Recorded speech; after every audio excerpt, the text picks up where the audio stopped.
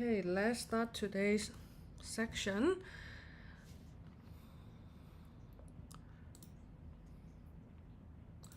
So today we are working on the fourth set of paper, December year 2020.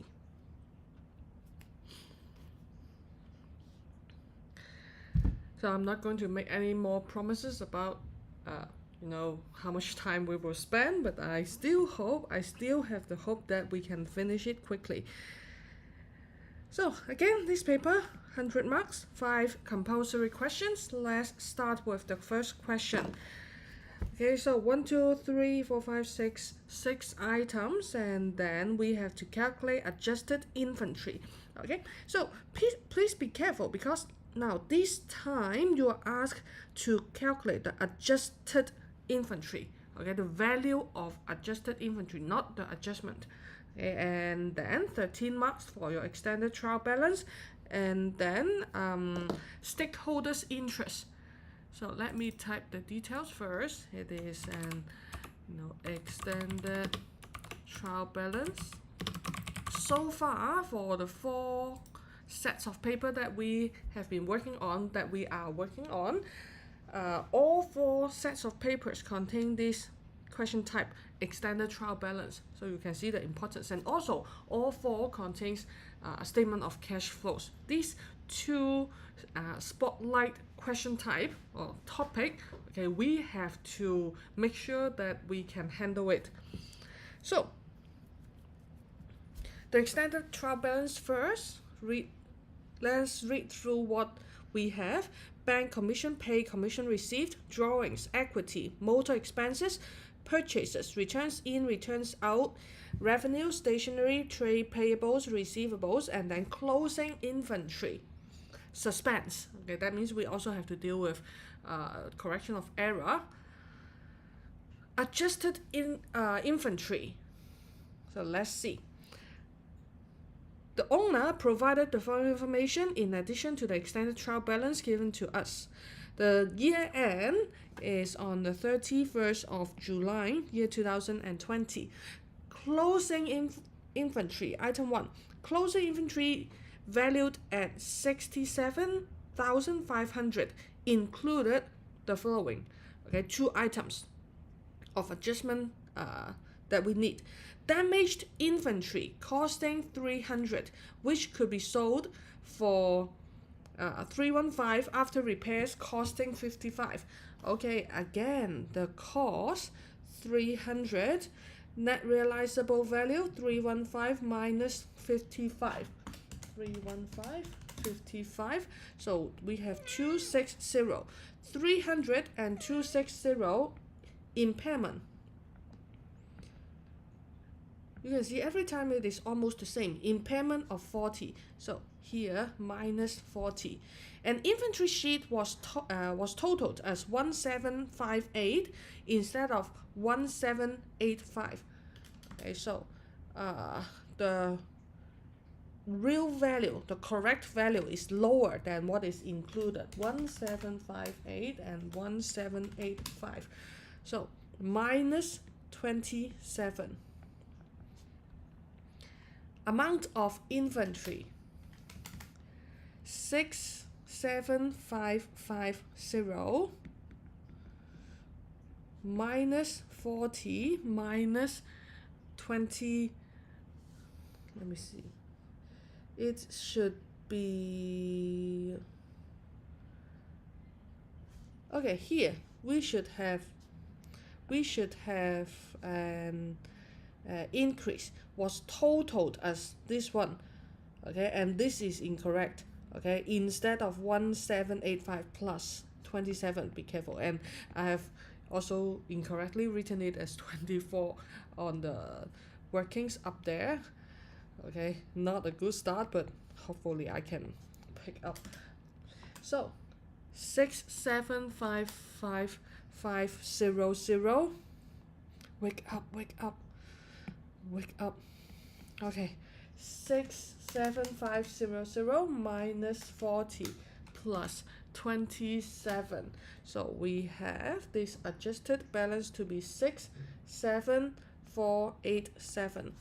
Okay, when you go through the remaining items, there are no items related to inventory. So we have finished inventory. That's why we can put inventory first in the extended trial balance here.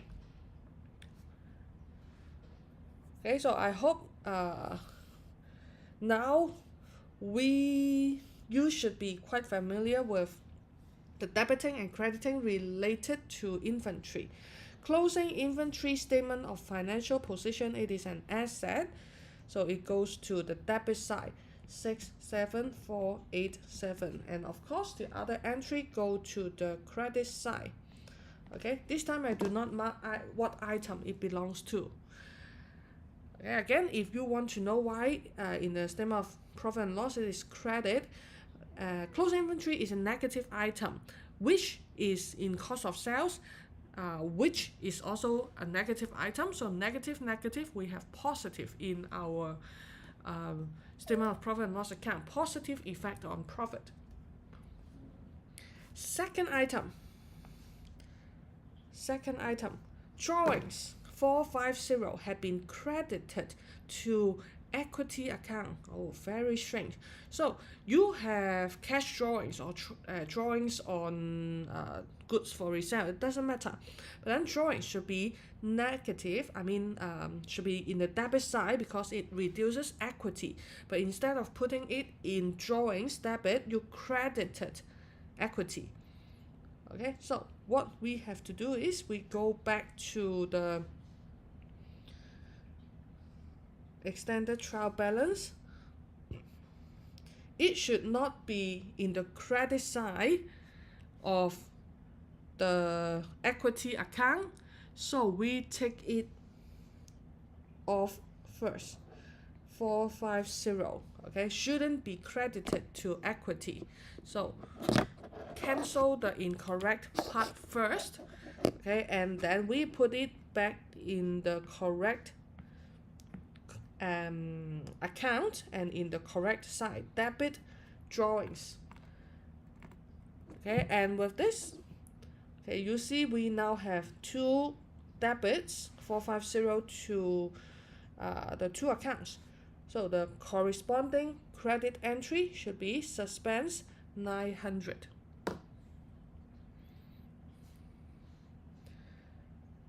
Item 3. Commission received 750 had been debited to the commission paid account. This third item is very similar to the second one. Wrong account, wrong side. Commission received 750 debited to commission paid. Okay, so again we take away the incorrect part first. It is put into the debit side of commission paid, so I credit it so that I take away the wrong entry and then I put it back as the correct entry. Commission received, income account, commission paid is an expense account. Okay, just like drawings and equity, I can also write it. So 750 credited twice, 750 times 2 in the suspense account, 1,500. Item 4, office stationery, 150 had been entered into the purchases account. Okay, so it must be an invoice sent by the supplier of stationery, so you put it mistakenly in the purchases account, but then we know purchases is only for goods for resale, so if it is stationery, we have to put it in the stationery account. So how much? Let me see. 150. Again, we take the incorrect amount first. Purchases is in the debit side. Expenses or cost, if we have to take away an item, we credit it. And stationery again is in the debit side because it is an expenses, so add back to stationery, debit 150 stationery. No effect on suspense account this time. Next item, item 5. Check payment for motor expenses 460 have been recorded in the cash book as 640. Check payment 460. Motor expenses.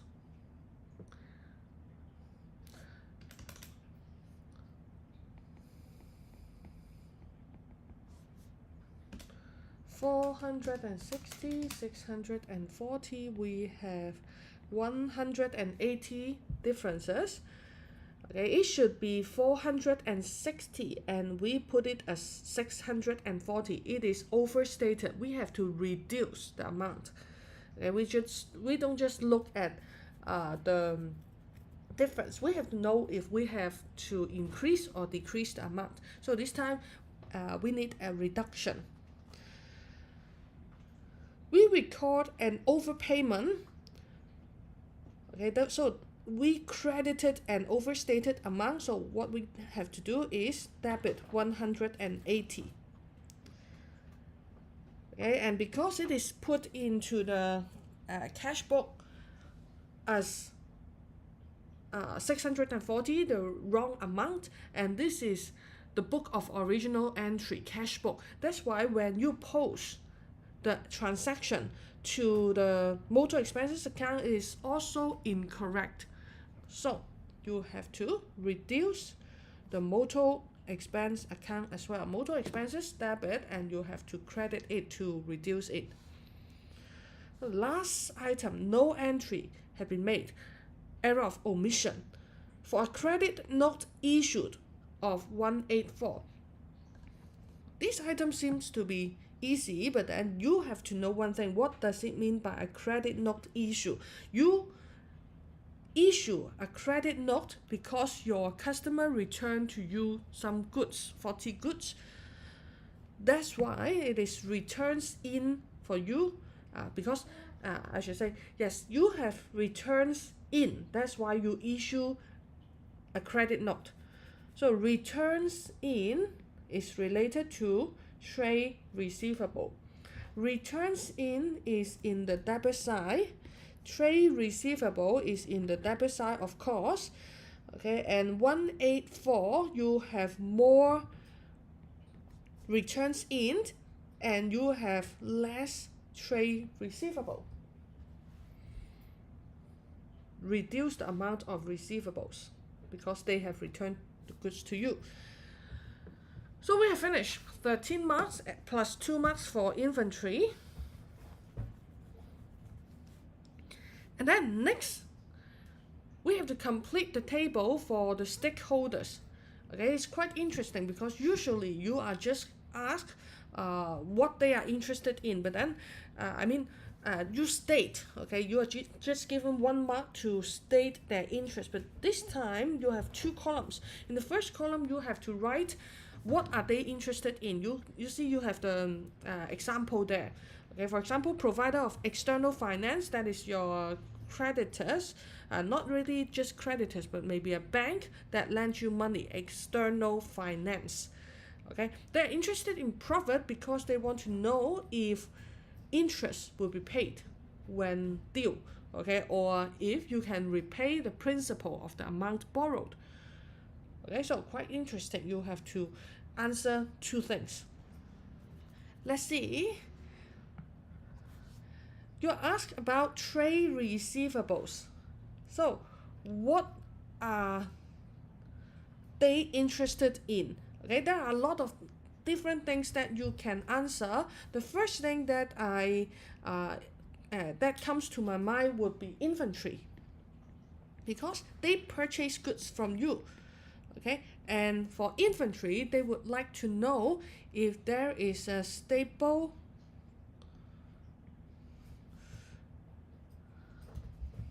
supply of goods. Okay, or if it is, up to standard of good quality. Okay, usually they are not interested in how much profit you make.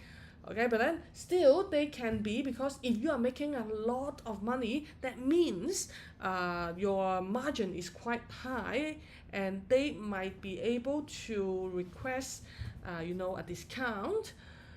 Okay, but if you can make that amount of profit, that is your own bargaining power, right? Okay, so as the customer, maybe they are more interested in how good your products are. So next one, trade payables. Trade payables are your supplier. Okay, most importantly, they will be wanting you to repay the amount owed to them on time. Okay, so I would write why they are interested in it first, okay, to see if amount owed will be paid on time. Okay, so if they are interested in that, what are they interested in? Okay, if they want to know this, okay, what are they interested in? Okay, you can answer whether you have enough cash and cash equivalent, or sometimes you just you don't just look at the cash, because cash is very liquid. Okay, if you have more, you can buy some investment. But more importantly, if we look at the liquidity of a company, we also look at the net current asset. Okay, that is how much current asset you have minus how much current liability you have. Okay, because net current asset is the amount of assets in the company that can be easily changed into cash. Okay, so how about employees?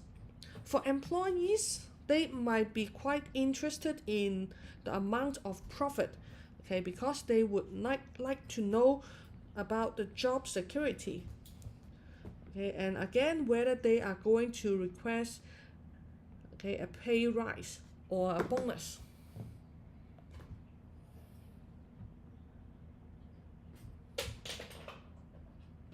So question 1, 21 marks, finished. Next question, I would consider it to be sundry topics. Okay, because you see, in this question, you have to work out the allowance for doubtful debts account, the control account, trade receivables, ledger control, 7 marks, and then some accounting concepts, and then 6 marks for calculating depreciation and non-current asset. Okay, but then because 2 topics are worth more marks, that's why I would say it is about control accounts and depreciation. Okay, so let's see. Allowance for doubtful debts account first, we have to see, we have to scan through everything, because if some of the corresponding items, if some of the items affect your trade receivable, it will also affect your balance of allowance for doubtful debt. So we have to be careful about this part. So Simon maintains an allowance for doubtful debts of 8%. Trade receivables on the 1st of September year 2019 was 50,000, and at the end of the year it was 45,000. Okay, so this is good here, because you can see in the first paragraph it involves a year that has a year start of 1st of September year 2019 and to the year end of 31st August year 2020, and then this is what you have afterwards. Okay, so the first paragraph is not related to the second part. I mean, at least the allowance part is not related. Okay, so you look at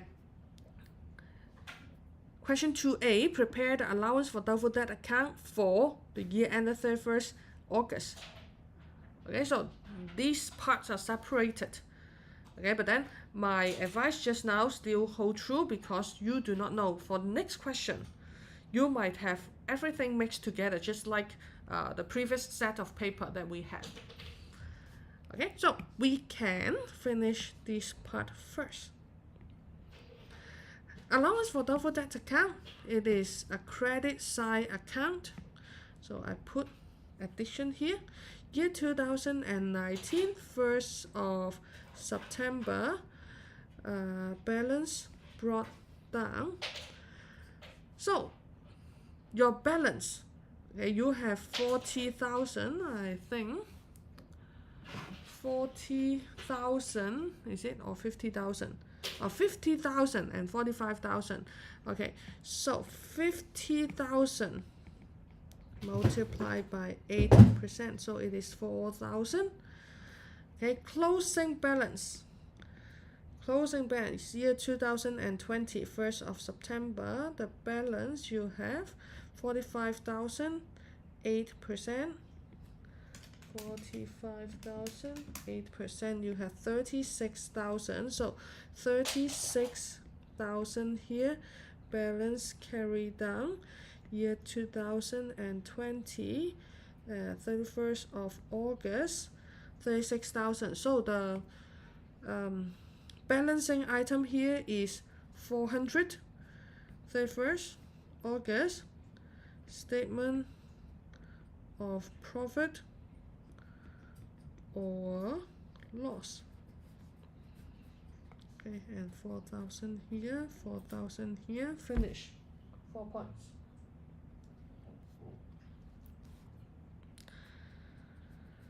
Next, we have to prepare the trade receivables ledger control account for the month. Okay, 1 month only. For the month ended 30th September. Okay, that is the starting month of the second year. The balance, and then you have to balance the account at the start of the next month. So let me draw the format first. Okay, I really like to have, different colors in one account. It helps. Okay, but remember, when we work on the actual exam, we have to use black. Year 2020, 1st of September. Okay, we have the balance already. So we are given that the balance is 45,000. Okay, you can go back. Okay, 31st of August, year 2020, you have balance of 45,000. We use this for the calculation of allowance for doubtful debt closing balance, right? Okay, let me erase these things first. During the month, okay, I still want to put a line here. Oops, here. Oops. Anyway, during the month ended 30th of September, what happened here? First thing, credit sales 24500. Okay, credit sales given to you, but okay, you have adjustment later. Included goods supplied on sale or return basis, costing 400 with a markup of 25%. The customer had not yet decided to keep the goods. That means it is not sales yet. It is included, but it is not sales yet. So we have to reduce the amount. 400, the cost, and then 25% markup. Okay, that means if you sell it, it will be at 500 if you sell it, but then you haven't sold it yet because your customer had not decided to keep the goods. That means it is not sales. Minus 500 here. Interest charged to customer 25. Okay, it will go into your control account. One of Simon's customer, who is also a credit supplier, agreed to offset 300 owing. Okay, so you have a contra item with the trade payables ledger control. Trade receivables paid 25,500 by check. Okay, this is the receipt, amount of receipt.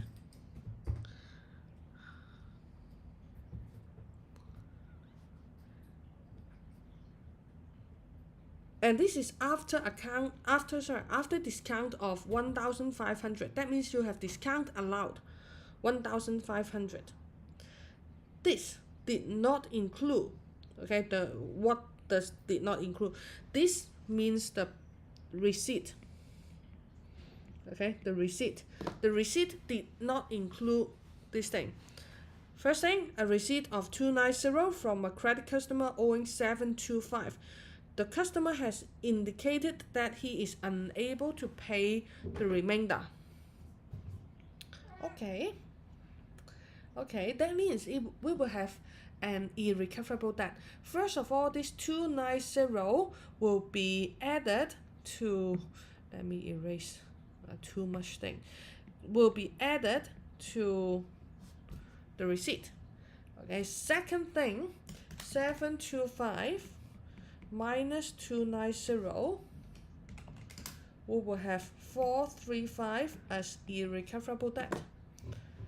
And we have irrecoverable debts recovered of 650. Okay, this 650, there are two ways of doing that. Okay, indeed, for the credit sale and its adjustment, there are also two ways of doing it. Okay, I will show you one way, and then I will explain what is another way of doing this. So let's go. Trade receivables ledger control. I will write the item first, and then we put in the information, I mean the figures. So for 1 month, September 30th, first we will have sales, and in particular it will be credit sales, because cash sales, remember, it won't go into your trade receivables ledger control. Okay, and we have one more addition, that is interest charged. We charge the customer's interest. Okay, it will be your interest income. And then, of course, you will have receipts. Okay, receipts from trade receivables that will go into the bank account or the cash book. You have discount allowed. You have, what else? Irrecoverable debt.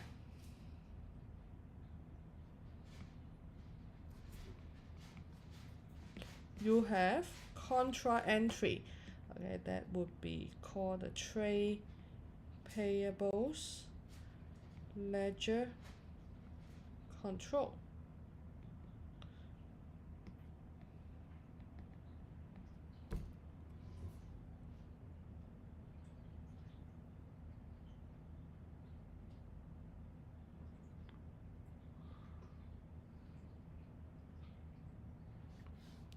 Okay, one item that is very important.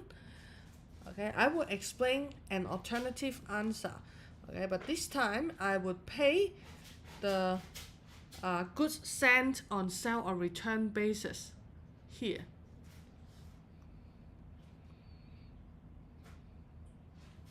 Let me see, I will write sales, goods sent on sale or return.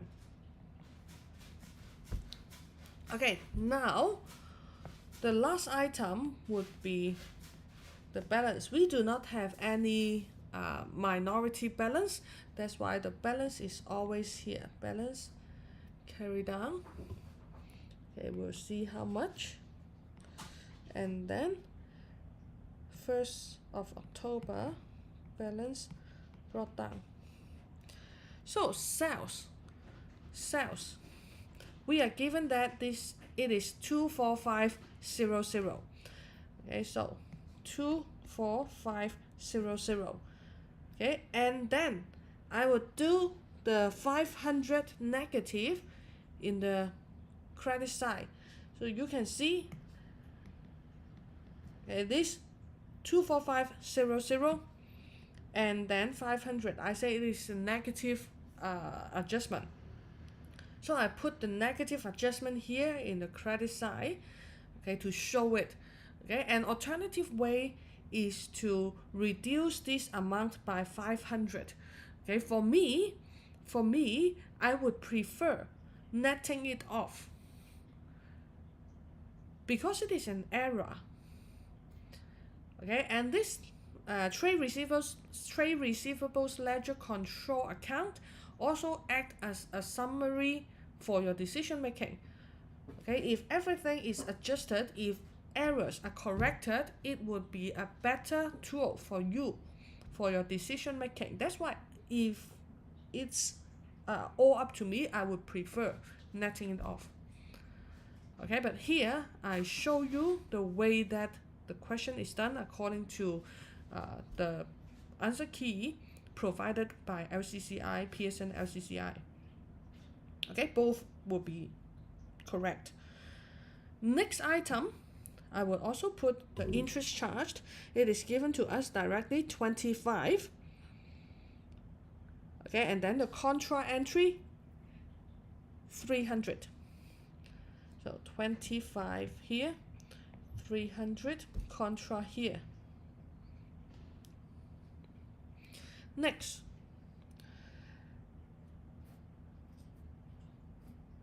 okay, trade receivables paid 28500, and also we received 290 from the partly written off customer.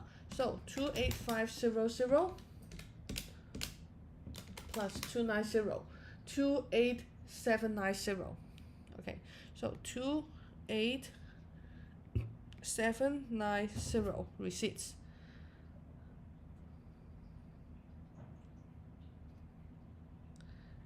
Do we have a discount allowed? Okay, discount allowed 1,500, and then we have the irrecoverable debt 435. 1,500, 435.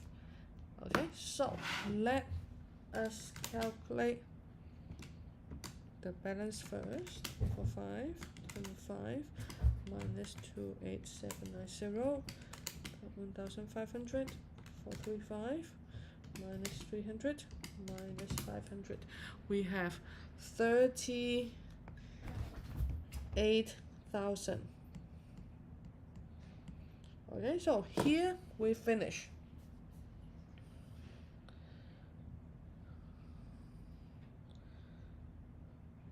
Okay, so just now I mentioned about the treatment for sales and the goods sent on sale or return basis. I said I prefer netting it off. It is also for the case of the bank. You can see the adjustment is there. Okay, 5, is it 500, and then 290. This is a correction of error. Okay, because 290 is received. Okay, but then it is not recorded in, it is not included in this 28500. So it's good to just put it together, correct it, and then show it in the control account, right? Okay, so it act like this time. Okay, so if you still remember, how about that one item, irrecoverable debt recovered 650? Why is it not shown? Okay, for this item, okay, if you are working on journal entries, there are two ways of doing it. Okay, the first way, okay, is the long way. I would say the long way. Okay, that is when you have irrecoverable debt recovered. Okay, that means you do it like this. You receive the money. You don't just, well, I have the information, I know. Okay, you don't just know. You have to receive it to have your irrecoverable debt recovered. Okay, so you receive money, bank. Okay, and then you know it is from some trade receivable. Okay, for example, it is ABC Limited. Okay, or it is simply trade receivable. You record it like that, and then from ABC Limited. Okay, and after this, okay, because this ABC Limited in your account, it does not owe you any money anymore. You have written it already in previous period. So what you will do is you debit it again, debit, okay, ABC company, okay, or the trade receivable, and then you credit irrecoverable debt recovered account as your income. Okay, you do something like this. This is the long way, because in this way you record who pay you back. Okay, or simply speaking, you can do something like this. Okay, you receive money and you know it is ABC Limited, which you have written off is balanced previously. So you do not want to open that person's account anymore, and then you credit irrecoverable debt recovered account directly. Okay, from bank to an income directly. Okay, so if you assume that we use the second method, then it will not be shown in your account, in your control account. But then if you use the first method, then it will appear in your control account. Okay, so it depends on your assumption. For me, okay, if I am working, I am setting a question for control account and I put this item here, I do expect you to show this. I do expect it to appear in the control account, but that is not the case with the model answer given by LCCI.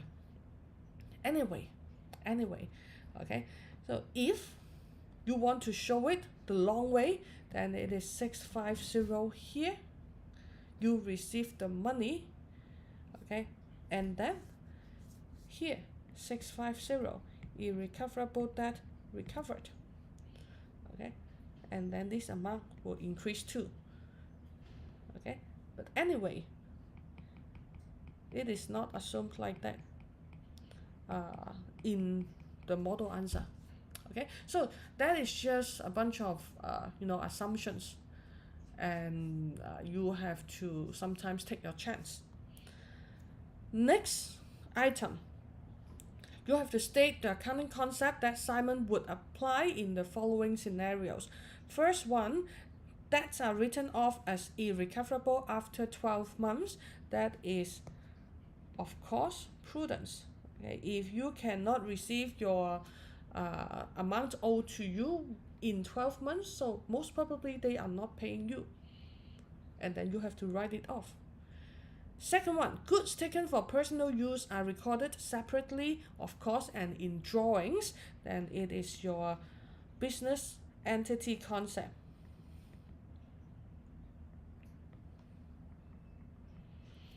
Third one, the purchase of a calculator is treated as an office expense or sometimes stationery. So it is an expense instead of putting it in non-current asset. So this is according to the materiality concept.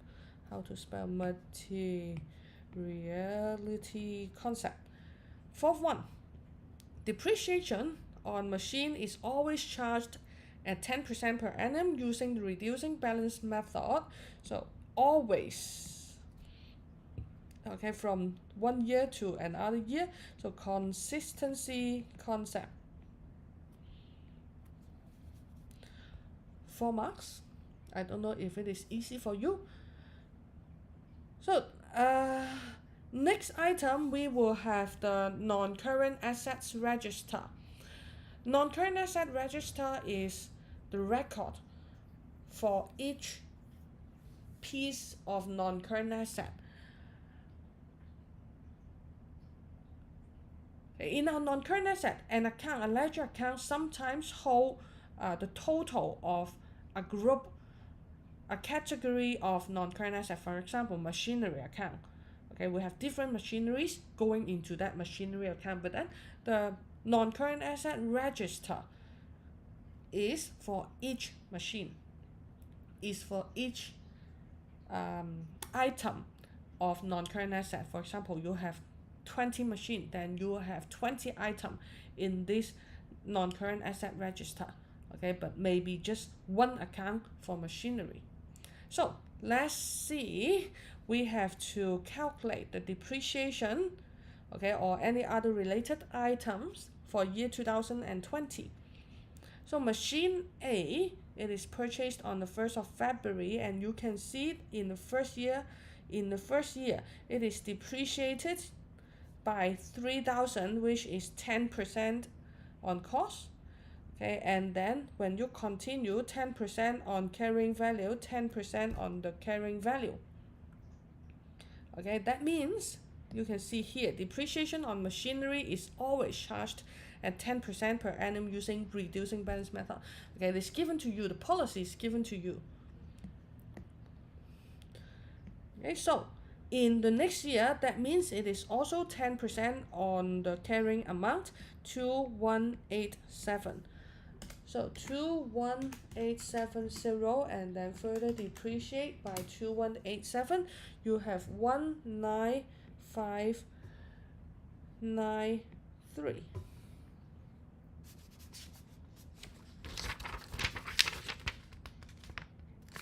Next one.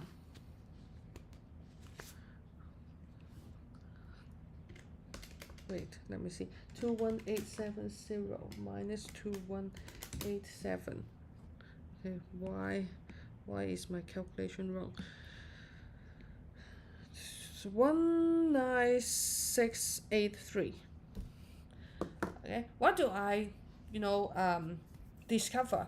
Because as I've told you, I am quite a careless person. That's why I will use different methods to help me verify my answer. So just now, what I have done is I have made a checking like this: 21870. If I do not want to use subtraction, okay, carrying value minus by current year depreciation, I can use another way to check. That is, I calculate 1 minus 10%.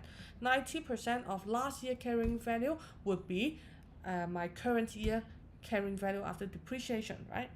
So it is not right. That's why I recalculate to find that my answer is wrong. Next one, machine B. Okay, this time you can see we have proceeds, disposal proceeds.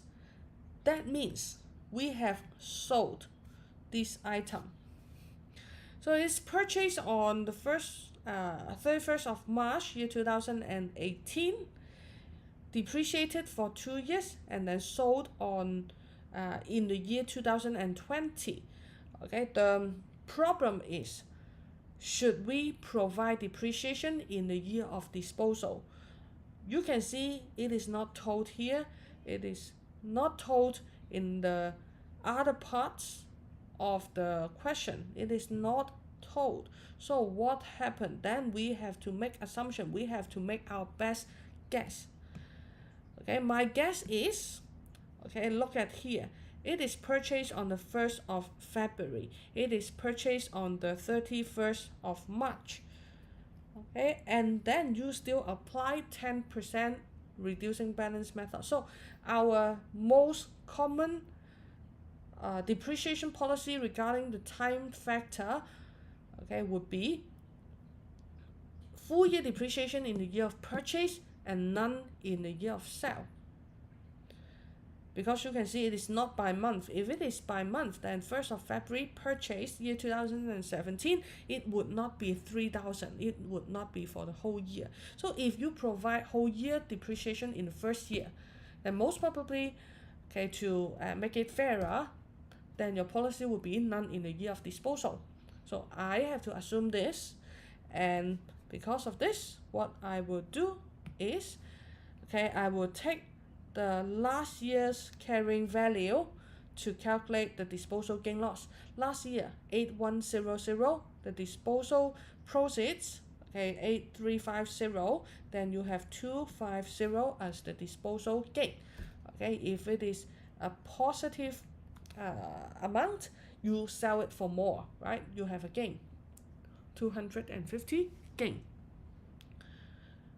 Next one, machinery C, you purchase on the 1st of April. If, again, we apply our assumption just now, that means the full year's depreciation in the year of purchase, depreciation charge would be 2250.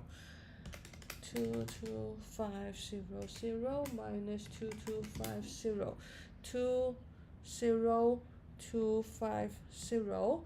Again, I will check and it is correct. Last part, loose tools. 1st of September, okay, we are not given the depreciation policy for loose tools, but you are given the cost, you are given the carrying amount. That means the difference would be the depreciation charge. So 4500, 3750. Okay, we have 750 as the depreciation. Finish. 21 marks. Question 2.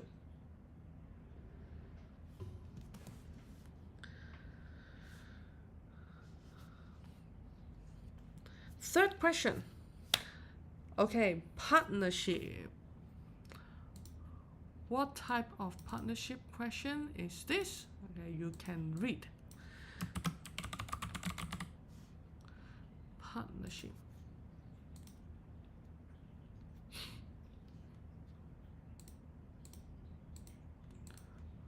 Okay. So we have 3 partners, F, G, and H, were in partnership, sharing profit and losses equally. We are given at 1st of December, year 2019, that is probably the year start, we have the capital account and the current account of the 3 partners. And the current account of this Fasana, okay, would be negative balance, and the other 2 positive.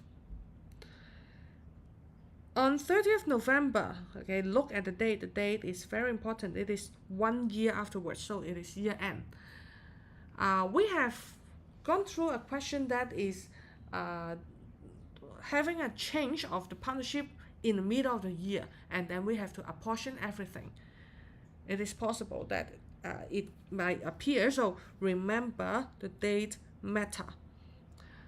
Okay, this time we are lucky. It is the end of the year, 1 whole year, so no appropriations made, and that is to be made for distributing profit into the first and the second half. So Fasana left the partnership. Okay, so this is a retirement of 1 partner. And then non-current asset revalued upwards, goodwill to be revalued, and then partners is not going to maintain goodwill. Okay, usually this would be the case. The amount due to Fasana was settled by check.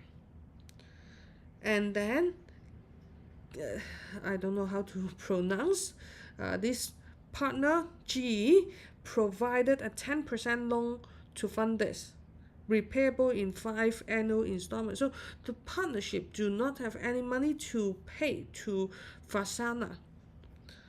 Okay, Gagan, I don't know, okay, will provide 10% loan. The remaining partners continue sharing profit and losses equally, and each partner took annual drawings 14,000. The profit for the year 66,000, and it is shared equally. Okay, if there's no interest on capital, no interest on drawings, no other things, then each of them would share 22,000. Oh, 1 more 0 is written. Okay, each partner will share 22,000 of profit. The bank overdraft being 4450. That's why there's no cash to be paid to Fasana. So what do we have to do in this question? Prepare the retiring partner's capital account. Okay, he has to go, and then we have to calculate how much should be transferred to the loan account. Okay,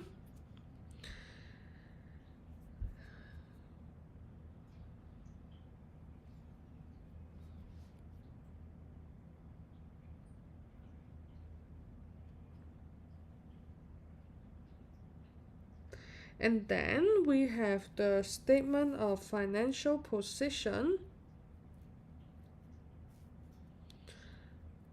on the 1st of December, year 2020. That is the next year's year start. Okay, but only the equity and liability section, 8 points.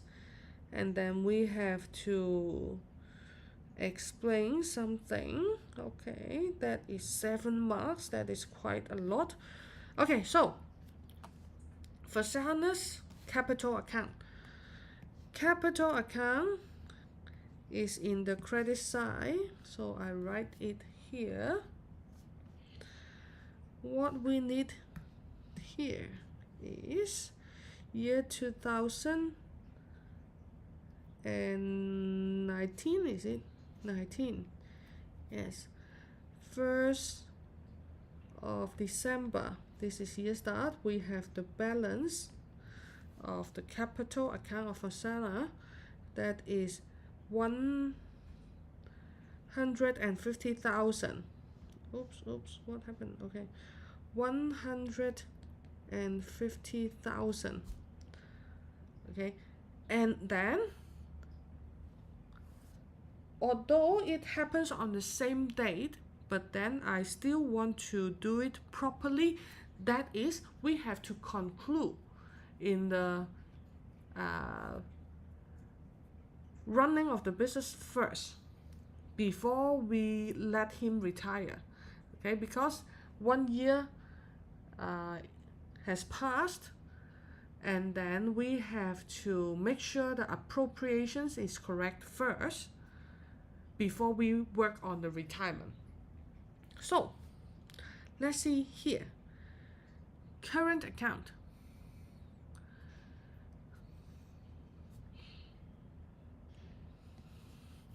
Originally, Fasana had a debit balance in the current account. That is a debit side balance. I mean a negative balance. That means originally he owed the company 5,500 already. Okay, and if we have appropriations of 22,000, and then we have drawings of 14,000, we have to see if he has a positive or negative balance in the current account. Okay, good. The current account of Fasana is now 2,500. I have to put that to our capital account first. 2,500 current account of Fasana. Okay, remember one thing, that is when we put the current account, don't just write current account. Okay, we have to specify that it is current account of Fasana. Okay, current account finished. What's next is we have to revalue our assets before we conclude on how much we owe Fasana in the investment of the company. Why is this so ugly?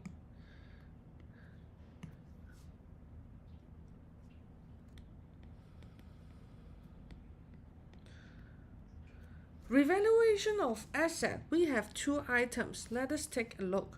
Okay, one item is the non-current asset revalued upwards by 75,000. So when everything is divided into three parts. Okay, these three partners share equally. That means assets are revaluation upwards by 75,000, each sharing a gain of 25,000.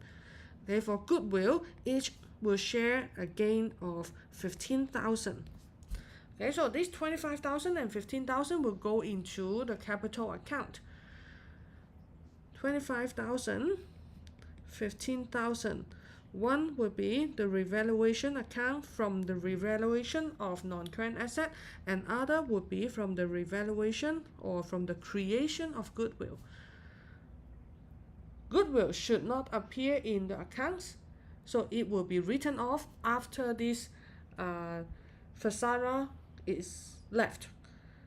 Okay, after he's gone, after he left, we will write it off, but then the loss will be shared by the two remaining partners only. So 150,000, 150, 25, 15. The balance is 192, let me use another color, 192,500. Here, again, you have alternative ways of doing it. Okay, for me, I would write bank here. 30th of November. But then you may say, why is it not financed by another partner? Yes, it is. But then usually we will do something like asking the partner to bring in the cash to the company's bank account first, okay, and then pay Fasara a point retirement from the partnership bank account. Okay, write a check and then ask him to take the money from the business bank account, because it is the evidence that you have paid, the business have paid the balance to the partner, to the retired partners. It is evidence and it is important. Okay, in the question, you are not told that okay, this amount is paid from the private bank account of another partner, and then it is treated as loan. It is not, mentioned like this. Okay, there's no such thing. You just say it is financed by the 10% loan. That's why the more proper way is to ask the partner to bring in the cash and then from the business bank account, okay, pay out again. That's why I'll do it like this. Next, we have to work on the equity and liability section of the new partnership. So, we have capital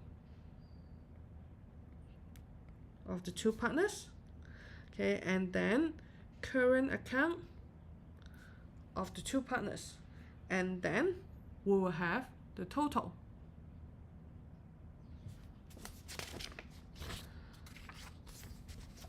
Okay, when we have a format like this, okay, again you have choices. Okay, I would do something like this. Let's see. Okay, total equity here. Okay, so capital, you can see the two partners, or actually the three partners, have the same amount of capital. Okay, and then profits are shared equally before and after the change of the partnership. That's why the two partners will have the same amount of capital afterwards. So I will show the workings here. 150, okay, again because of the revaluation, 25,000, and the creation of goodwill, 15,000. But then afterwards you have to have the goodwill written off, and then it is 45,000 divided by 2, that will be 22500. So let me calculate 150, 25, 15 minus 2.5. It would be 167,500 for both. Okay, and then giving you a total of 335,000. Next, the current account will be a little different because the opening balance is different. But then the effect would be the same because you can see here both partners share the same amount of profit and then have the same amount of drawings. Okay, that is 22,000 minus 14,000. That means it will be there will be an addition of 8,000 when compared to the opening balance. So 3,500 plus 8,000, you will have 11500. Add 8,000 to opening balance. Okay, how about the next one? You have 4250 plus 8,000, 12250. So 23750.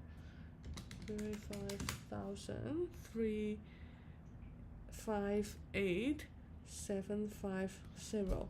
You can also calculate the total equity for each partner. You can see 167,500, 115. That is 17900, 179,000, 167,500, 179,750.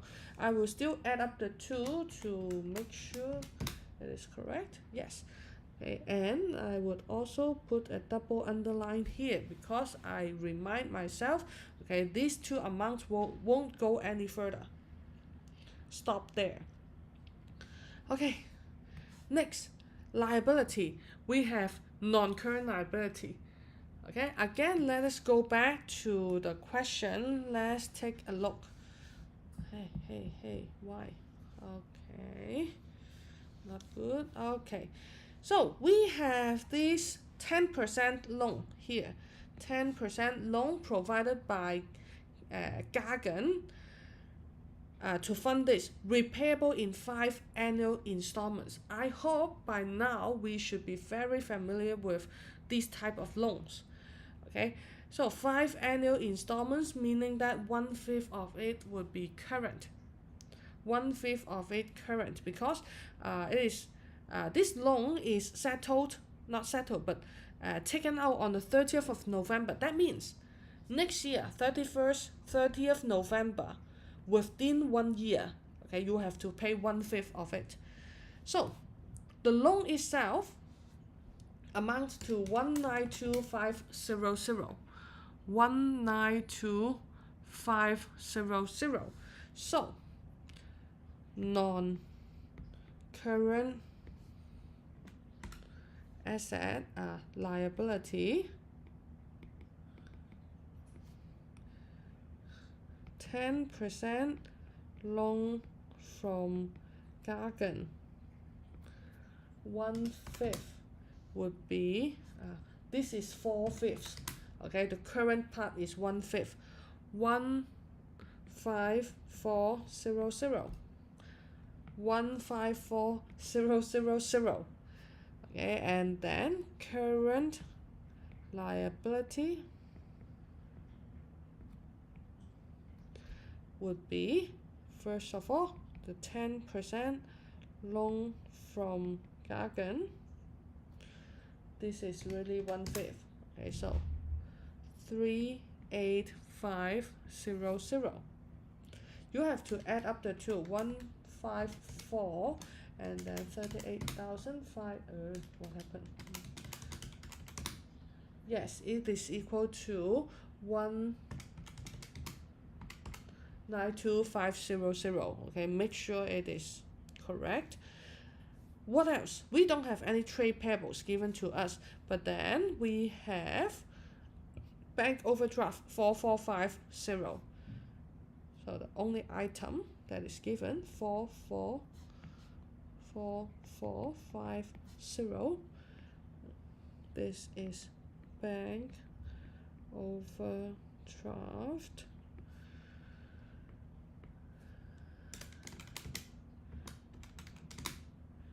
$42950 $196,950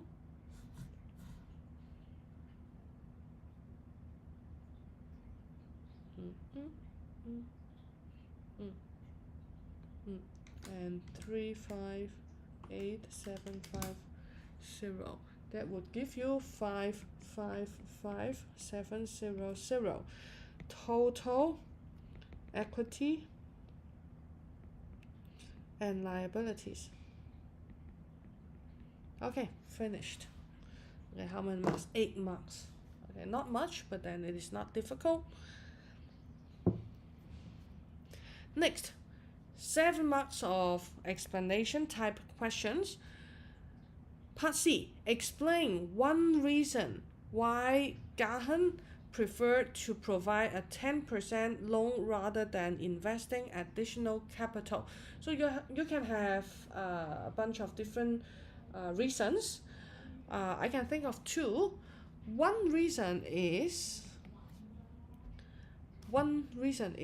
you want to keep capital the same as we still have H, who's the name of another person, Holly. But then you have to explain, right? And because you are not giving any, there is no interest in capital.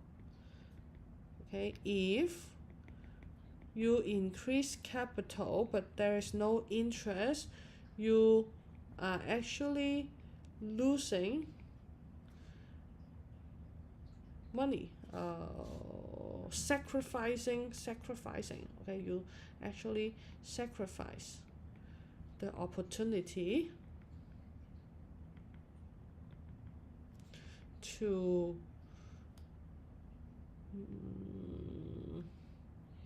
profit from the finance. Okay, so this is one of the reasons I can think of. The second one, okay, is that this loan is to be repaid in 5 annual installments. That means it is, yes, it is long term, it is non-current, okay, but then there is a limit of time. Okay, you do not want to continue to, put a lot of money into this company. You want the money back. Okay, so the liability, the loan would be repaid in 5 installments.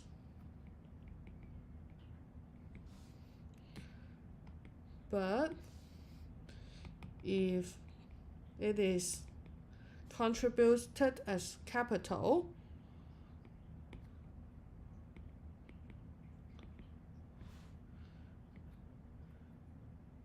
this Gahan cannot get it back without consent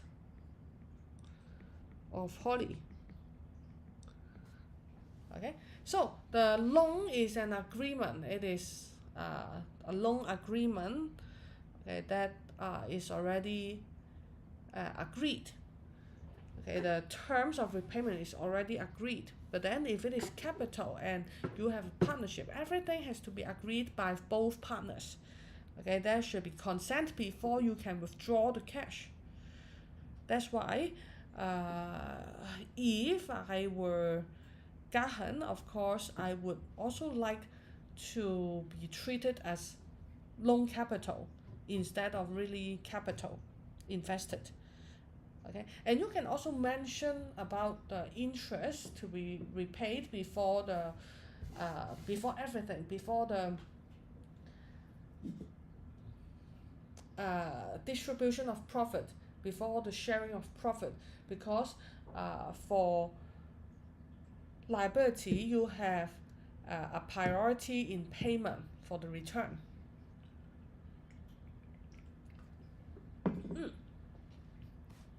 Next, the remaining partners are looking at two options to fill the void left by Fasana. Option 1, find another partner to replace Fasana. And then option 2, convert into a limited company. Discuss both options and advise which option should be chosen. Justify your decision. Okay, so in this question, it seems that it is asking about two things. Okay, you want to what, as it say, fill the void left by Fasana. Okay, that means you want cash. The first one is easily understandable, because if you find another partner, that means you will receive some cash, maybe for the capital, more capital here. Okay, but then if you convert it into a limited company, okay, it is just a change of the type of business. Okay, it doesn't instantly give you cash.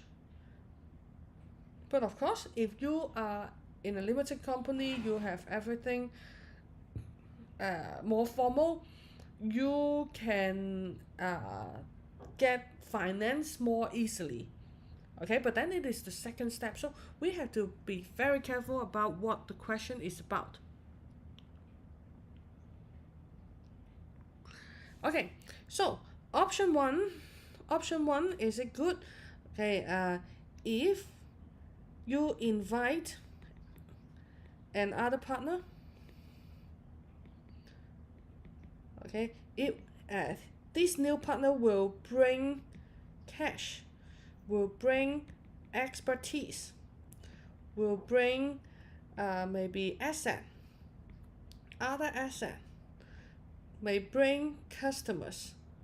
Okay, so it might be better, but it is also possible that you will have disagreement, because it is a new partner. Okay, and you might not really know the way of doing business of this person. Okay, how about option 2?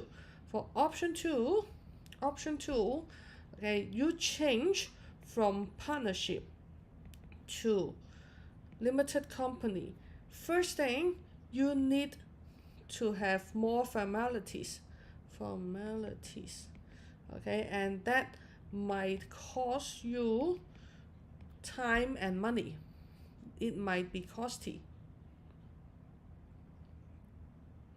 Okay, but then with this limited liability status or protection, okay, you might be attracting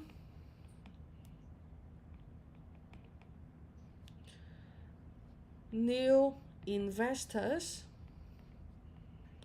more easily. Okay, you may have new shareholders, or you may go to a bank for a bank loan. Okay, it is also possible that you will have better chances of getting external finance. Okay, sorry about my poor handwriting.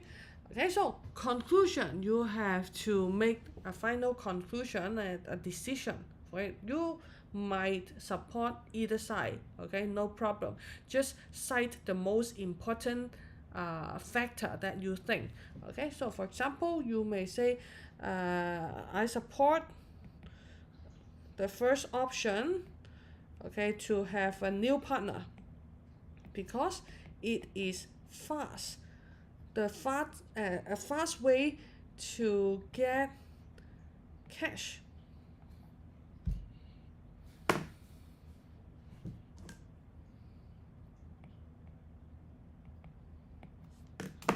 Okay, then that may be your conclusion. Question 3, 21 marks finished. Okay, so next question would be, you can see, okay, two balances and then bank summary must be the single entry. Okay, so here, single entry. But then before we continue, please give me a break. Okay, so break time now. See you in 5 minutes.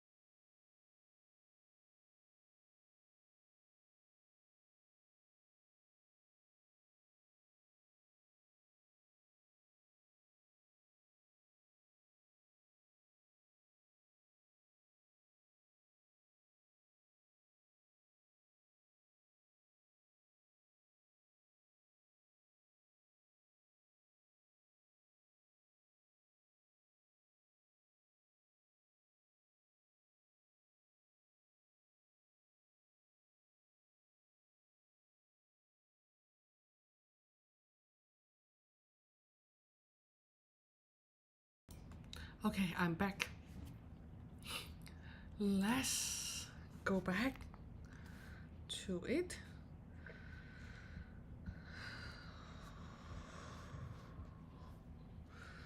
So, sorry, I'm getting ready my coffee.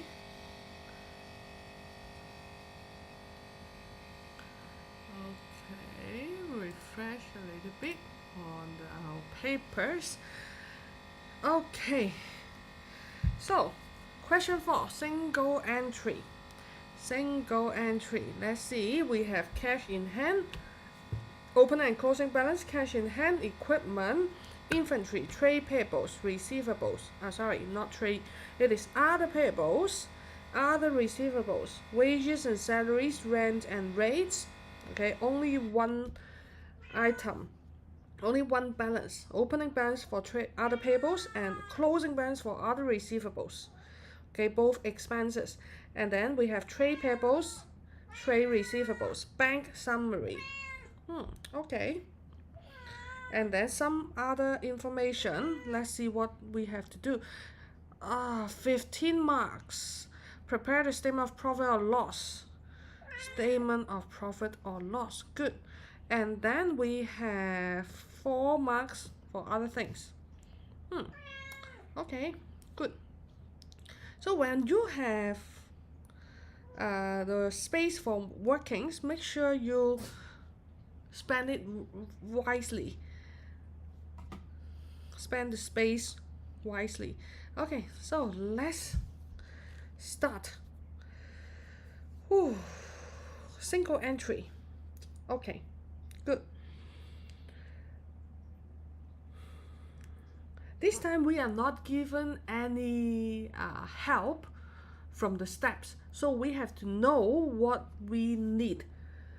Okay, it is very important that we know what we need. Bank summary. Additional equity. So we are not asked to work on the statement of financial position. Okay, that means we do not actually need this item. I guess we don't need. Okay, and it tests you whether you know additional equity is not part of your income. Cash bank, it is from cash sales and trade receivables. It can help us calculate our credit sales. Okay, and then we have payment, general expenses, drawings, equipment, wages and salary, rent and rate. Okay, and then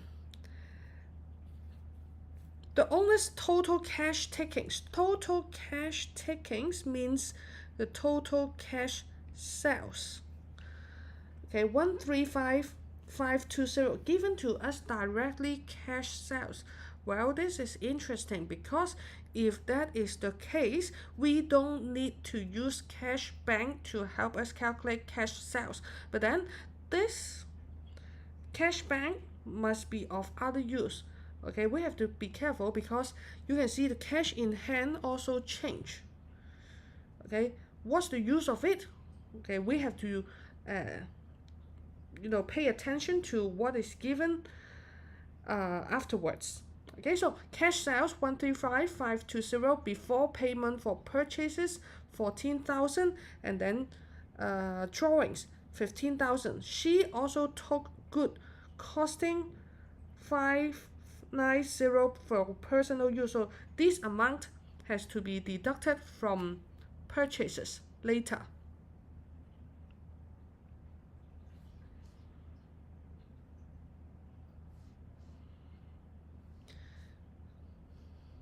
Okay, next, general expenses included carriage in of 2500. Okay, that means general expenses, we have to reduce this amount 2500, and carriage in will go into cost of sales. There were no disposal. Very good. No disposals for equipment. And then the owner suspects that one employee has taken cash from the till. Oh, that is good. Okay, just now we have one question. Okay, why do we have that cash bank and cash sales given to us, and then a change in sales? I mean, sorry, change in cash. Okay, that is for the calculation of theft. Okay, one employee has taken cash from the till, and we have to calculate how much is taken, and this is our loss. Okay, from theft of cash. But then we are insured against this loss. The insurance company has agreed to pay only 50% of the loss. So we have to calculate the total loss, but then only half of the loss will go into our statement of profit and loss, because another half is handled by the insurance company. Okay, so interesting. Okay, this part, I mean, this one, yes, interesting question. Okay, so let us work out everything we need. For me, I would have to calculate total sales first.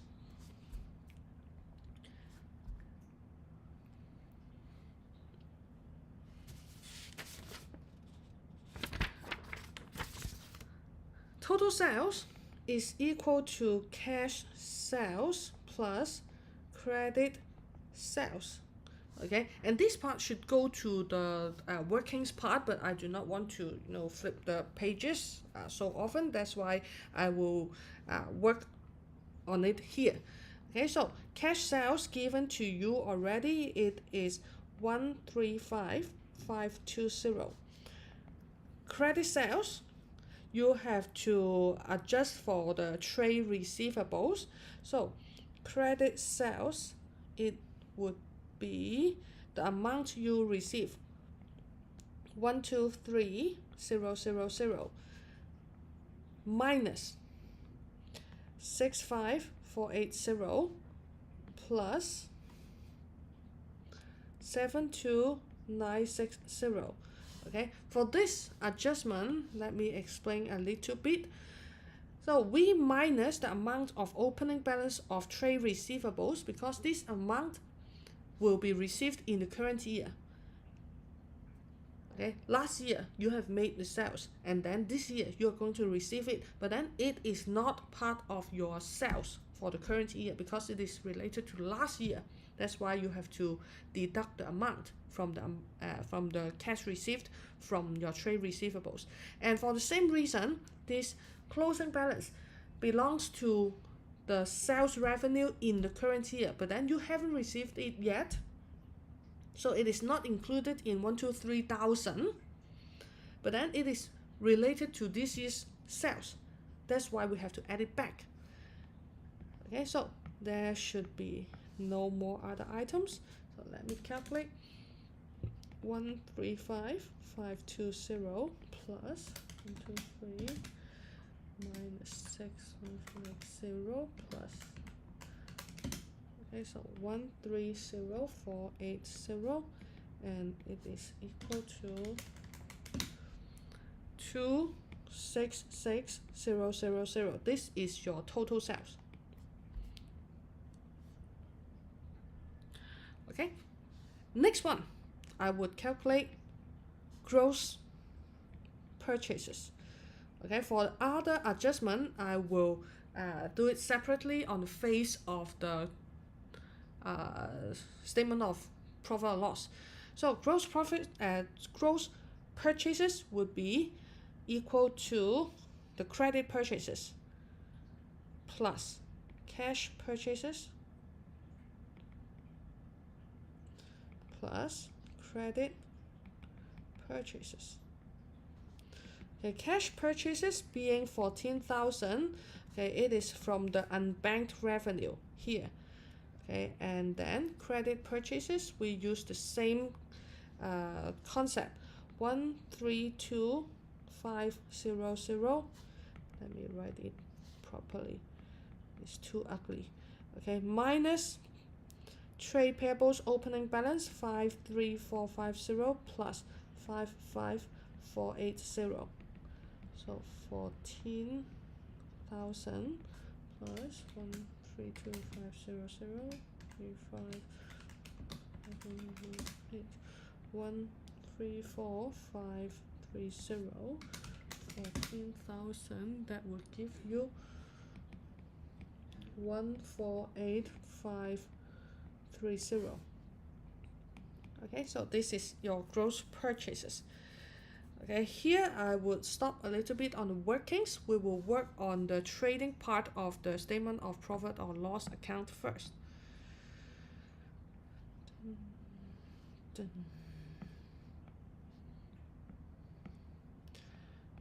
So we will have revenue less cost of sales. Do we have any inventory? Yes. Opening inventory and purchases and carriage in.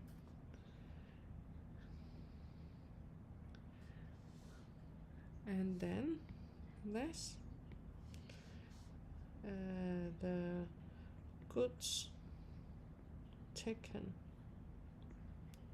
for own use, and then less closing inventory. Then we will have gross profit. Okay, here. Okay, so revenue 266,000, and then purchases we have calculated to be 148,530. Okay, this is what we have calculated just now. Opening and closing inventory 17840 and 25460. Okay, so let me write the inventory 17840 and 25460. Carriage in and goods taken. Let's see, carriage in 2,500, goods taken for personal use 590. Okay, so 2500 590.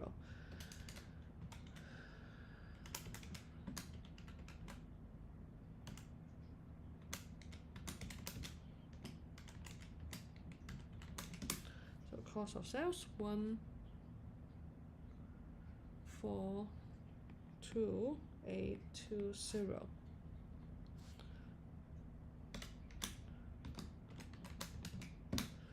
One, 23180. Okay, less expenses. Okay, we do not have any other income. Okay, so we only have expenses. Let me erase expenses. Usually it will appear in the credit side of the bank summary as payments.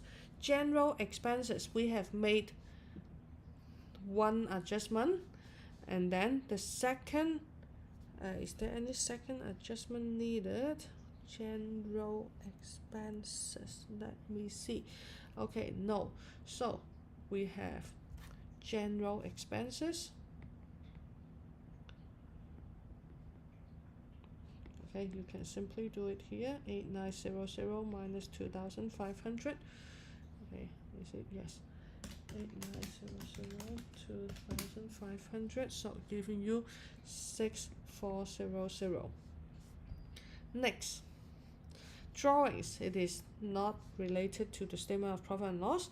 Equipment. Let's see. We do not have any disposal.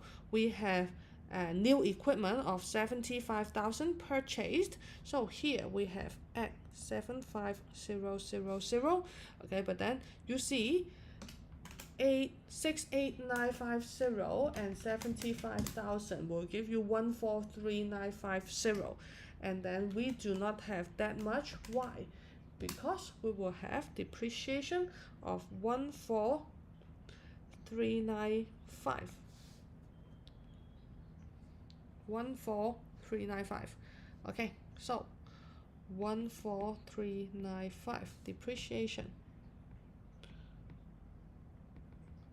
on equipment. Okay, so make sure you give the calculation just like what we did. Okay, or you write working one here. Okay, and show it here working. So 68950 plus 7,500 minus 129,595. Okay, I guess I do not have to give so detailed calculation. You should be able to do it by yourself. Okay, so next one, wages and salary, rent and rates. Okay, let us do it together. At the same time. So 59650 would be your payment, but then you have other payables, wages. Other payables is accrual. Okay, for accrual, opening balance minus 2450. Rent and rates, other receivables. Okay, that means it is a prepayment. Prepayment at the end of the year, negative. Again, 1380. Let us calculate the amount. 57200 and 18420 minus 1380. Yes. Okay, so let us put the amount there. Wages and salaries 57200, and then 17040 being rent and rate. Okay, so we have one final item would be the loss on theft of cash. Okay, so here we use working 2. Now how are we going to calculate? Okay, we can use a cash account, or we can work on a movement. So cash workings 2. Okay, opening balance being 753. Okay, and then we have cash takings. Okay, takings being 135520, and then you have payments of purchases, payments for drawings. Okay, 14,000 and also 15,000. After this, you have paid cash into the bank, less cash banked. Okay, being 102,780. Okay, from here we can calculate the balance per cash book.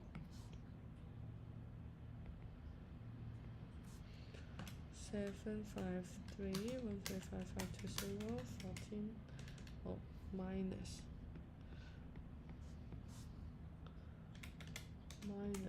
14,000 minus 15,000 minus 102,780. You should have this amount, 4493. This should be the amount that you have.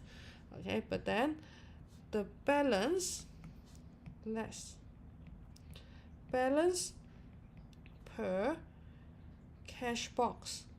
Okay, you only have 313. Okay, so how much is missing? 4180 theft, or you can say loss. Okay, theft. Okay, this will be good enough of cash. Okay, and then compensation from the insurance company is 50% of the loss on cash. So 2090 being the compensation.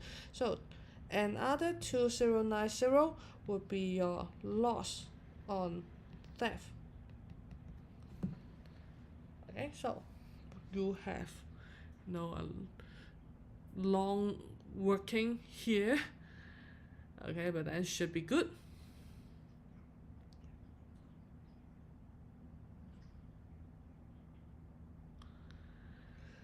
So 2090. So here, let us calculate the profit for the year.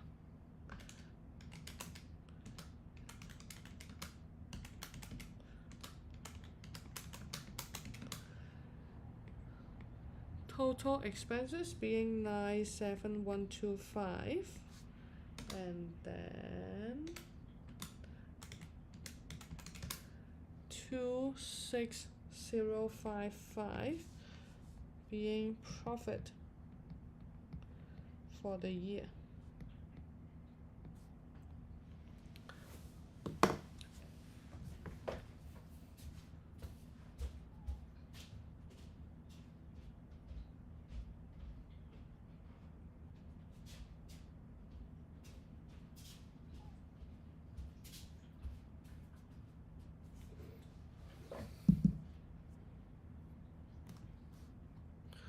Okay, I've taken away my mic and I didn't notice. Okay, I hope the voice is still clear. Okay, I put it on now. So next, part B, 1, explain the effect on profit for the year if the business was not insured for theft by employees. Okay, so this one we have already come across last time. Okay, if there's no insurance on this against this risk, okay, that means you are going to have an increase in your expenses or in the loss for the theft. Okay, 2090 increase in expenses, and because of this your net profit would go down. So this is the direct effect. But then last time we have already also discussed that, okay, if you do not have this insurance or you are not insured against this, maybe your expenses on insurance will also decrease, right? Okay, so we can always go one step further, okay, not just the direct effect. State 2 ways to avoid the theft of cash. Okay, so how can we avoid?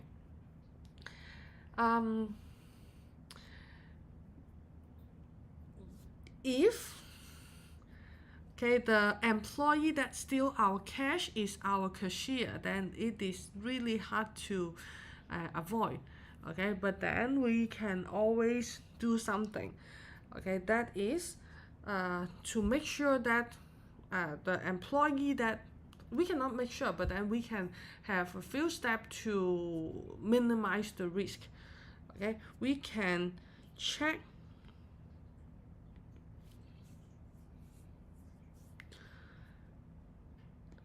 the employee's references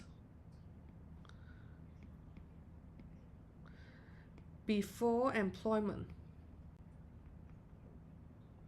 Okay, you can ask for whether there is any previous criminal records, Okay, you can check that. Okay, and also one simple way, okay, if the employee that steal your cash is not the one who is responsible for your cash, is not the cashier of the company, then you can have more simple ways to minimize this risk. Okay, that is one way of it, is to have what we call the, how do we call that? Okay, lock up the cash. Okay, you have that lock inside your company. Okay, so simply speaking, maybe you can have a locked cash box. Okay, or simply you can say you increase security. Okay, maybe install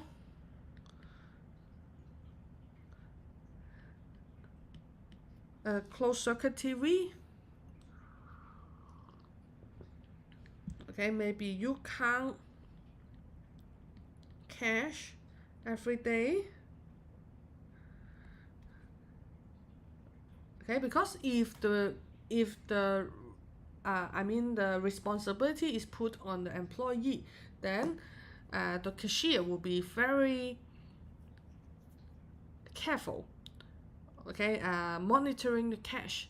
Okay, if the cashier has to pay for the loss, okay, if that responsible is given to that person, okay, then there will be one more person to look upon the security of the cash.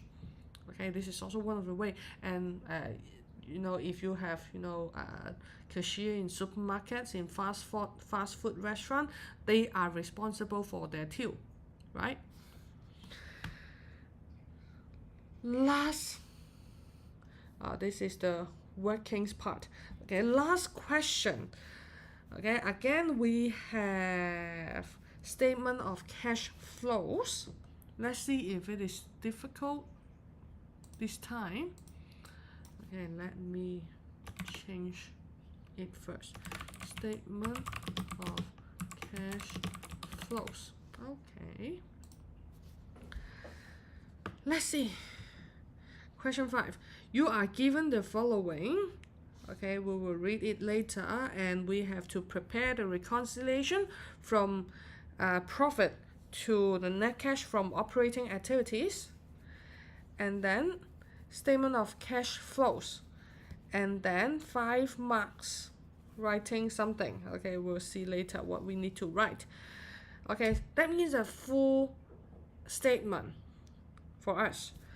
So JBox Limited provided the following information.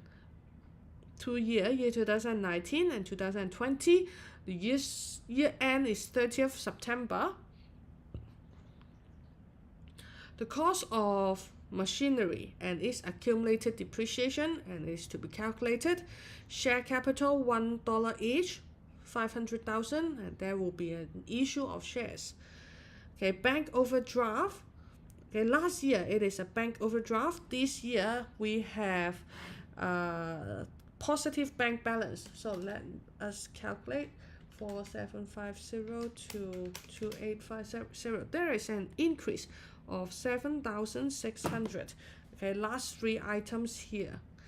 Okay, and circled in red. Last 3 items. General reserve from nothing to 10,000. That means there is a transfer from retained earnings to general reserve usually. Inventory, okay, 52,000 to 42,900. There is a decrease of 9,100. Operating activities positive. Land and buildings valuation. Okay, later we'll see if it is revalued or is there any purchase. Okay, we go on it later. So trade payables, if there's nothing else, yes, I guess so. Okay, so trade payables 23500 195 19750, a decrease of 3750. Operating activities negative. Trade receivables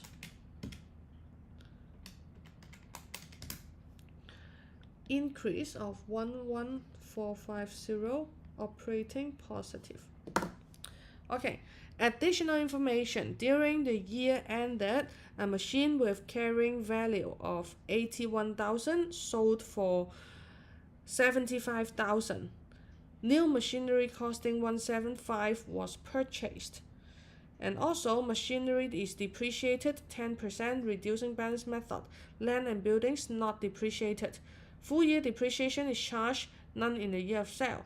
Okay, and no more about non-current assets. So let us deal with it first. Every time when we have disposal of non-current asset, we will have more items on that. So the proceeds. Okay, last time I already showed you the workings for the calculation of disposal gain or loss. Okay, so it is sold for 78,000. Okay, and we are not told the cost of it, so just minus the disposal of non-current asset. Disposal, so we have 81,000. That means you have 3,000 disposal loss. Disposal loss will go into operating activities positive. Proceeds will go into investing activities positive. So here we have originally 250. 250,000 minus this one, so we have 190,350. This one is the opening balance carrying value.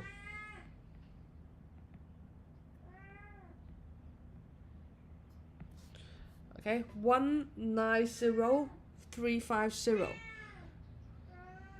We have purchases of 175,000 machinery, and then disposal of 81,000, and this will give you 284,350 before depreciation. Okay, 10% depreciation, that would give a depreciation of 28435. Okay, so this is your depreciation. Depreciation will go into operating cash flows positive. Okay, good. How about land and buildings? You are not told about land and buildings any further information, but then you can see, okay, you have revaluation reserves here increased by 25,000, and here if we add 25,000, it only add up to 500,000. You still have another 100,000. Okay, and what is it? Okay, this another 100,000 actually is a purchase of land and buildings. Okay, because you are not told of any other things. Okay, that means here investing activities negative, you pay for extra land and buildings. Okay, and also for machinery, you have purchased 175,000, investing activities negative. So here the four items related to non-current asset is found. Okay, first item, purchase of non-current asset. Okay, although we have two items, two purchases, but I really consider it as one item.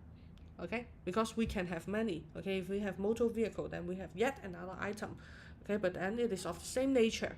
Okay, so 175 and also 100,000. The second item is depreciation. Okay, we have found out already. If we have disposal, we have proceeds from the disposal. We have disposal gain loss. So 4 items done. Dun, dun, dun. Okay. So next, after depreciation, after non-current asset, next part would be dividend paid. Dividend paid, 70,000. Okay, that would go into our financing activities, negative dividend paid. Profit for the year would go into our operating expenses. Sorry, operating what will go in what happened to me will go into the operating activities as the first item. Ordinary shares were issued. Okay.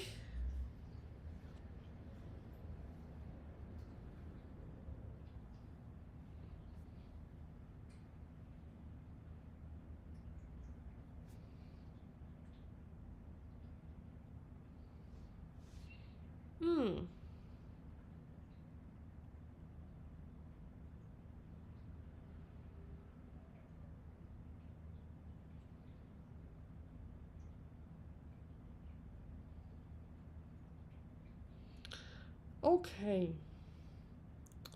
So here, we are not given anything related to the issue of shares. We are absolutely not given anything. So, my best guess, okay, is that the proceeds from the issue of shares is a balancing item that we need to find from the statement of cash flows instead of from the balances or other information. Okay, because this is the only remaining items that is left. That being said, let us go and calculate the reconciliation statement.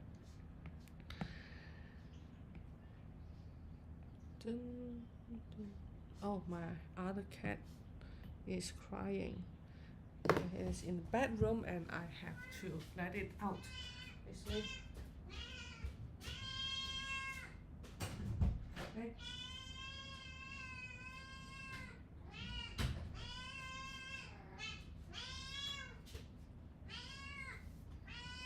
Meow. Meow. No, please stop. Okay. So 7 marks for the reconciliation, but then we have already calculated everything. We just put it back in a good format. Okay, so we have cash flows from operating activities.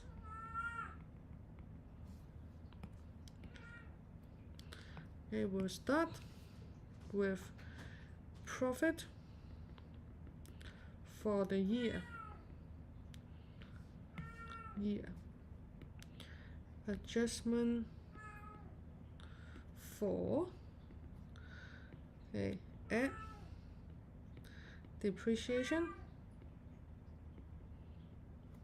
add disposal loss. This is operating cash flows.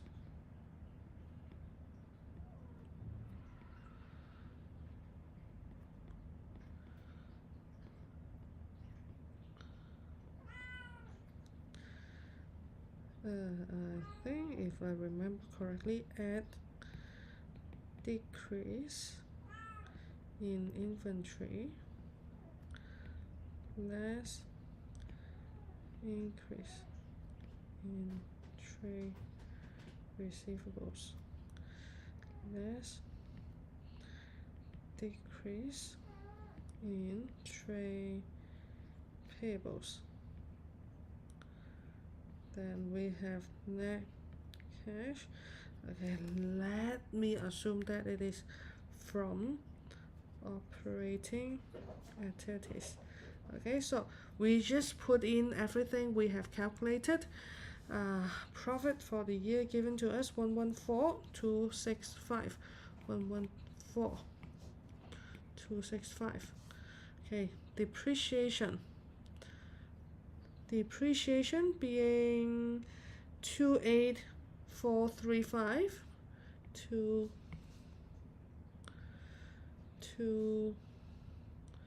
2,8435.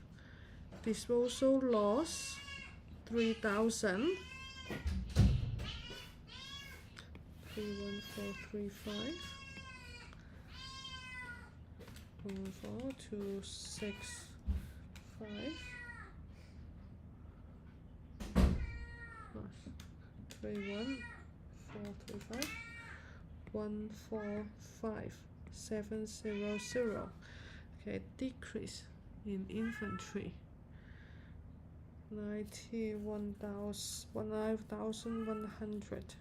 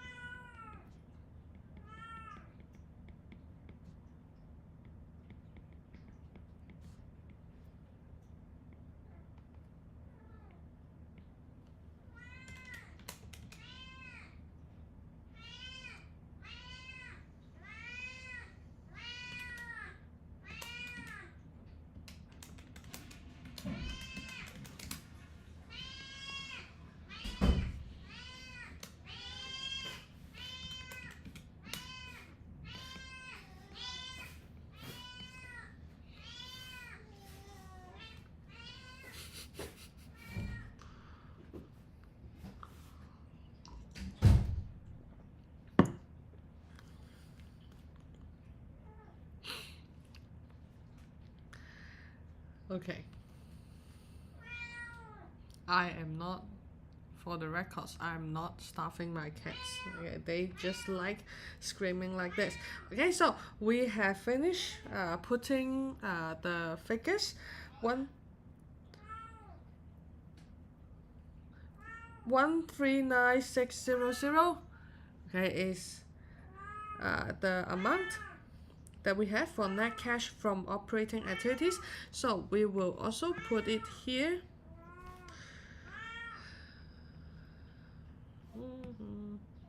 Oops. 139,600.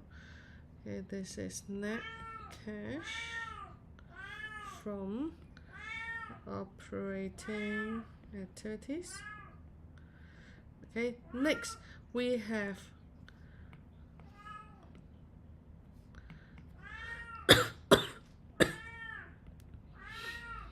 cash flows from investing activities.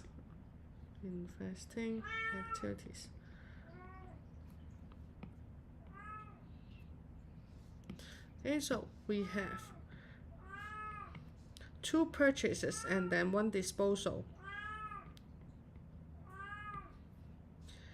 Okay, payments to purchase land and buildings. Payment to purchase, is it machinery?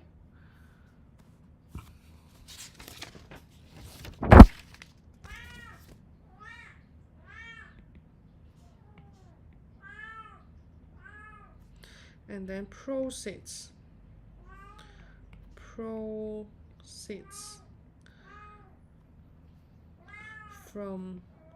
disposal of machinery. Okay, so we have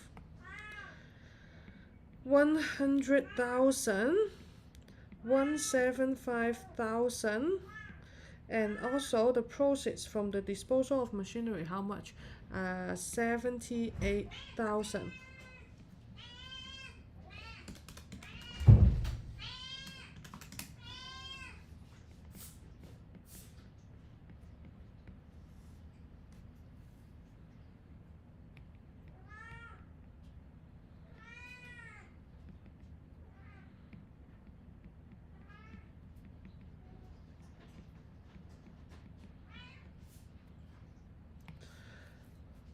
Last, we have cash flows from financing.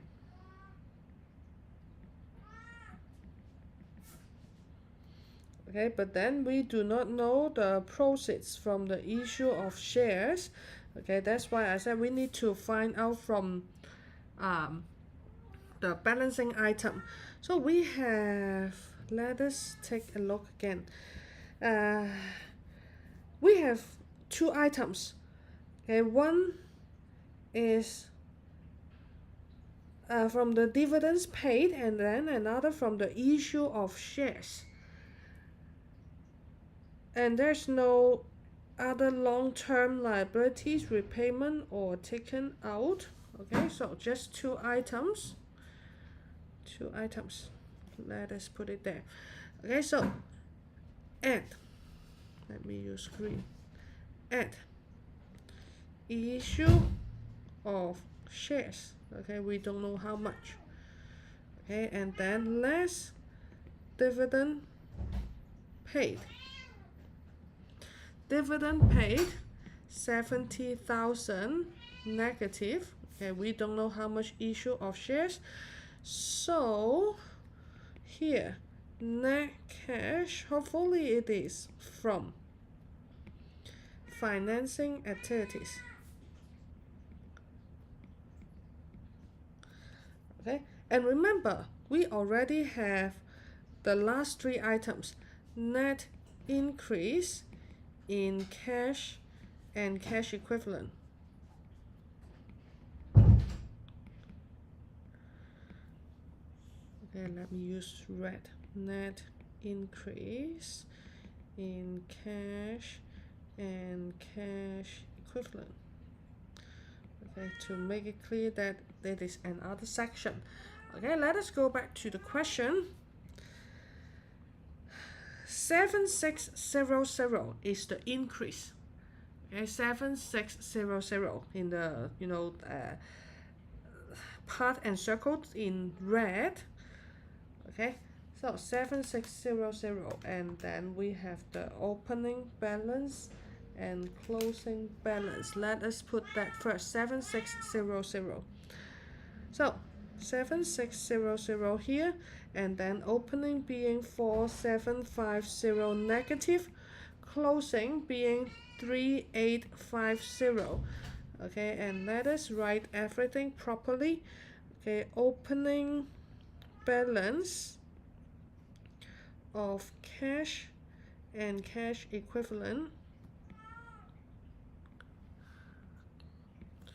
and then closing balance of cash and cash equivalent.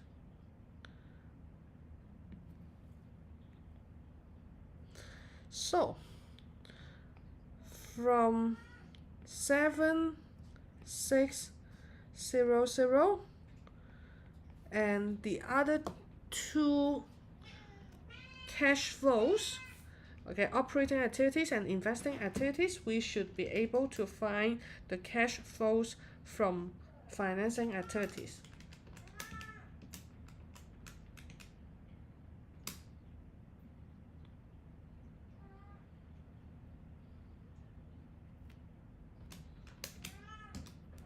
Okay, it should be 65,000 positive. Okay, let me check again.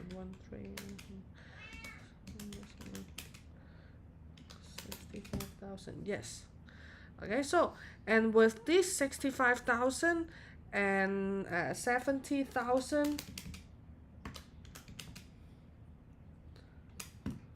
you can find 135,000. Okay, for the issue of shares. Okay, the balancing figure.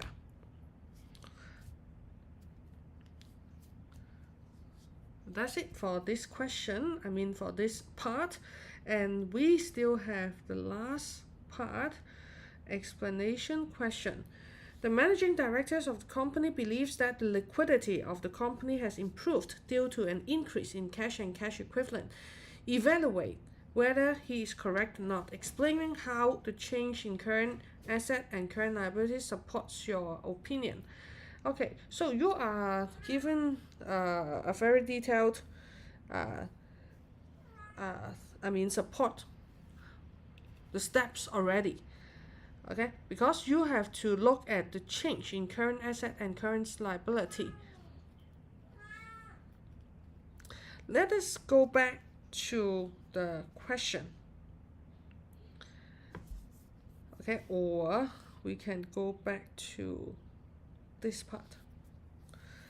Okay, so you can see that inventory and trade receivable, okay, this part change, okay, there is a decrease in inventory plus trade receivables. Is it a decrease? No, there is an increase.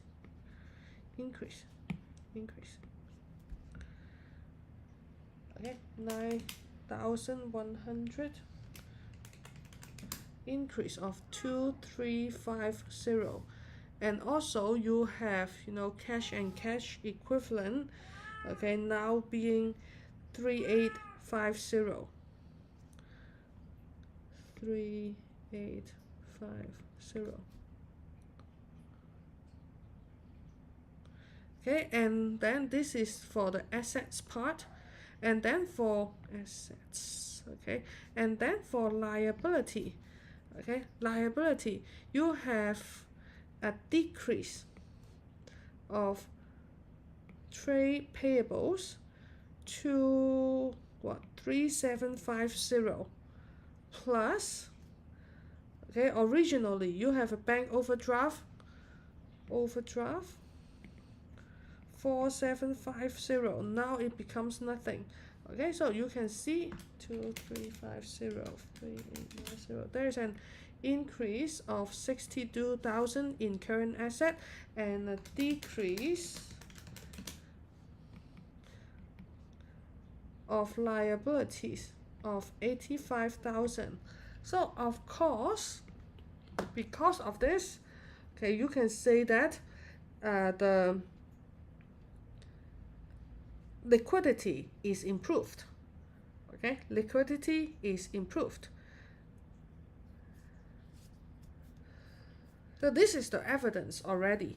Okay, and then if you have to write something against it, then I think it would also be nice to draw the attention to the issue of shares. Okay, so you have increased much in your cash and cash equivalent, but then this is supported by a large amount from the issue of shares. Okay, 135,000. Okay, this amount is financed by the issue of shares. Okay, and you have a great amount in the purchase of non-current asset as well. Okay, so when you answer this question, okay, you can mention, okay, for the support it is correct. Okay, you can say yes, current asset increase, current liabilities decrease, and also you go from a bank overdraft to a positive bank balance. Okay, so it is evidence that there is an increase in the liquidity. Okay, but then at the same time, you have worries. Okay, because yes, there is an increase in cash and cash equivalent, but then most part of it is from the issue of shares. Okay, that is 135,000. Okay, and in the next year, if you do not have this great amount in the issue of shares and you still have to purchase much non-current asset, then you might go back from a positive bank balance to negative bank balance. So there's still still a risk, okay, of deteriorating in your liquidity status. Okay, so make sure you make a conclusion here. I think overall it is really improved because you have that evidence. Okay, So today we finish. Okay, and next time we will work on, I think it is November or September. Let me check. Next one, yes, will be September year 2020.